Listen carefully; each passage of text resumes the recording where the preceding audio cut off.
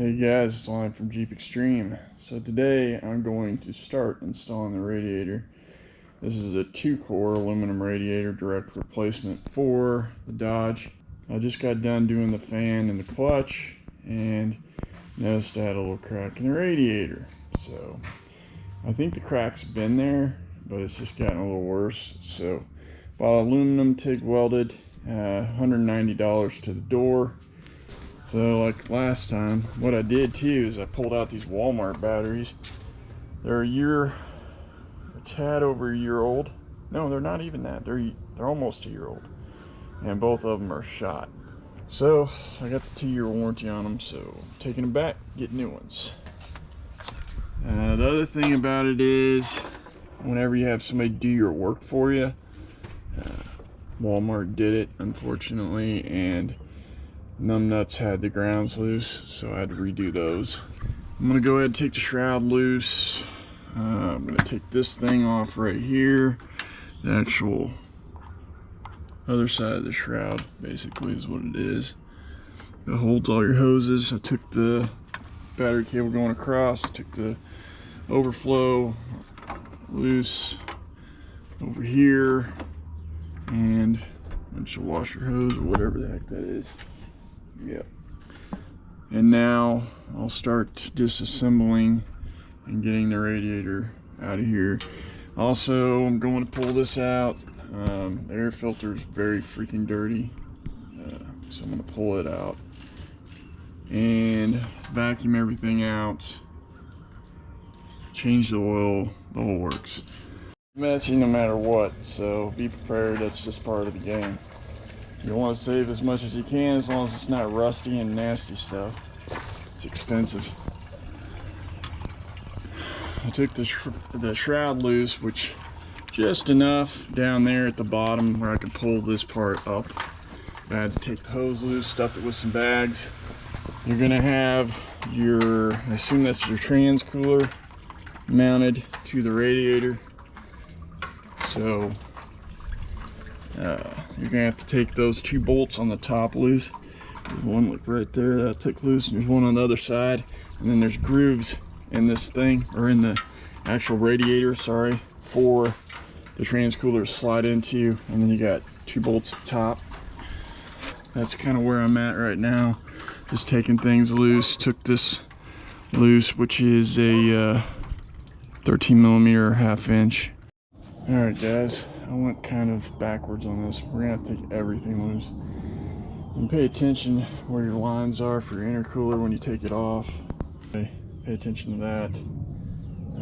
It'll be on your cooler, your intercooler. It will line up with the slots over here, right there, on each side.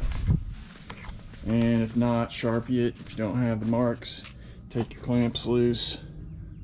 First off, you got to remove the condenser, swing it up out of the way, put it up on a zip tie. There's another video on this, and the guy is really informative, by the way, so I'm not stealing his credit. I actually watched it, and it was quite informative.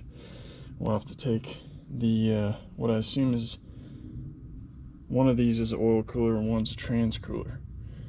So I think this bottom one's, hell, I'd have to follow the lines, but anyway, you'll have to take that loose and this one loose, and then kind of swing it carefully out of the way. This one won't be as flexible. I went ahead and kind of took everything loose up here. You will have to watch for clutch fan on the back side with the wire coming up. I'll probably go down, take it loose, just so it's got enough movement that it won't be in the way. But you're going to need your tools, which are basically 1/2 inch, 7/16, 8mm, 10mm, a good flat screwdriver, and I used a pair of channel locks. You can use a pair of vice grips like he did. As I've got everything pretty much loose, I've taken the turbo, I've marked it with a Sharpie right there, and I marked where it goes onto the unit. To get it out of the way of the purchase of the radiator, Just makes it easier. Air filter's out. Oh, cooler's down there. I took it loose, zipped it up. It's 2 bolts. Got this one just sitting aside. Took the intake on the other side of the turbo. Got it loose, marked it. It's marked on that side. Just so it goes in all the same way. Now, just make sure that you drained your radiator prior to this, and make sure that you've gotten your hoses and everything disconnected and all the excess drained out of it, because there is about 5+ gallons of coolant in this sucker, so quite a bit. I also took the bolt loose from the back side of the clutch wire. It goes up to the clutch. If you look up there, you'll see it. I took it loose and pulled that wire back so it won't hit the radiator. You can see that on another video where I actually did that. So that's where I'm at right now. What a mess. Alright, so the radiator's pulled out. You just gotta watch these lines here off for this, and you gotta watch the bottle, the windshield wiper.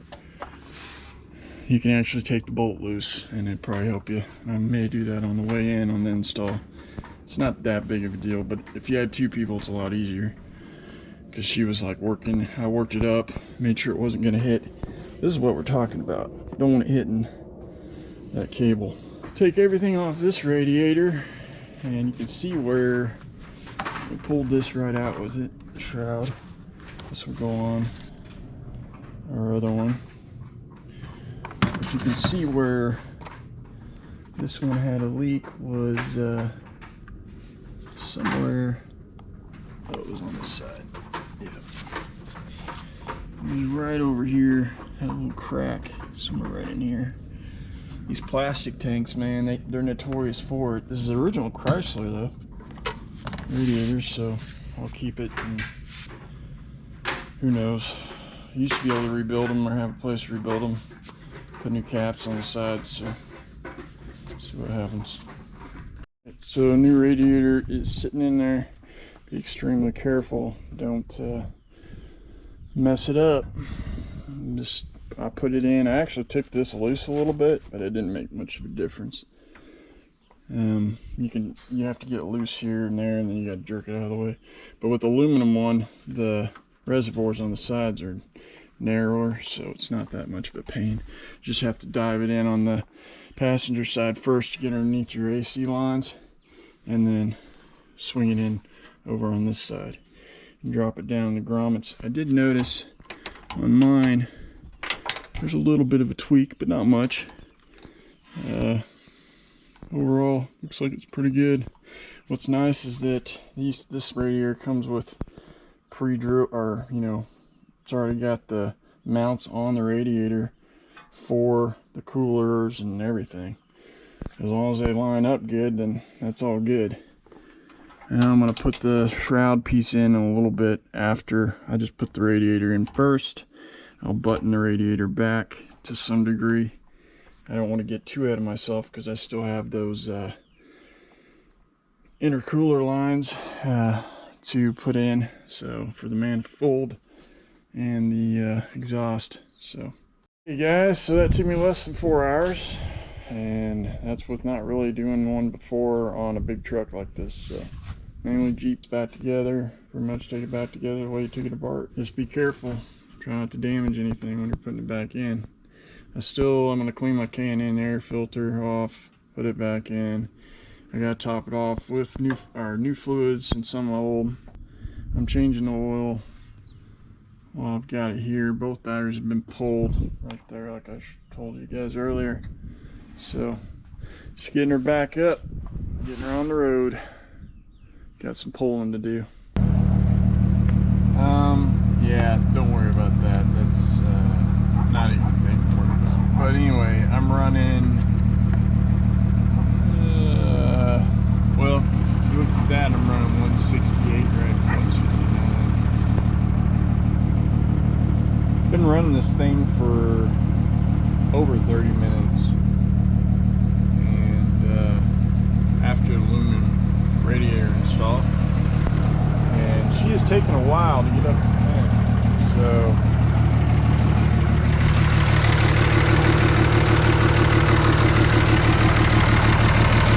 literally take my hand and just put it right on this radiator and keep it on there. I belched it, I like went ahead and took the lid loose and everything, let it burp it. I got that loose, but she's taking forever, man. So to dissipate the heat, feel it right here. Good. I mean, hose, yeah, win-win so far. Everything looks good on this aluminum radiator, guys. It's just a 2-core, which is stock, but this aluminum tends to dissipate a little better than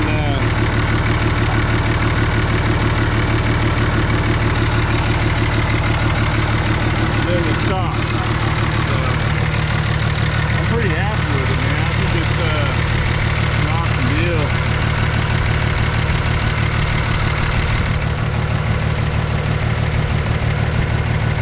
I mean, you can feel the heat it's throwing out. Pretty good. I mean, this thing has been running probably close to 40 minutes now.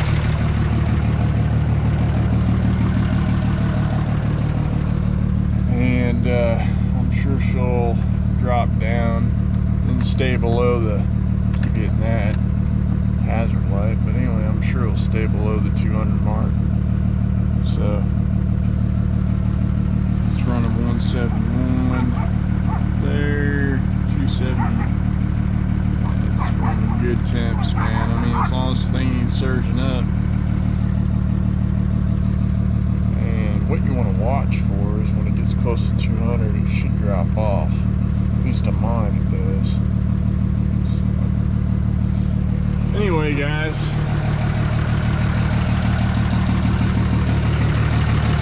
it's definitely a win-win. And for you guys who like Raptor liner, go ahead and find out that this is how I'm going to do this. 3/4 of this truck will be liner. Put the pocket flares, which the Chinese pocket flares suck. I wouldn't say to use them because they just do not fit right. I've tried everything and they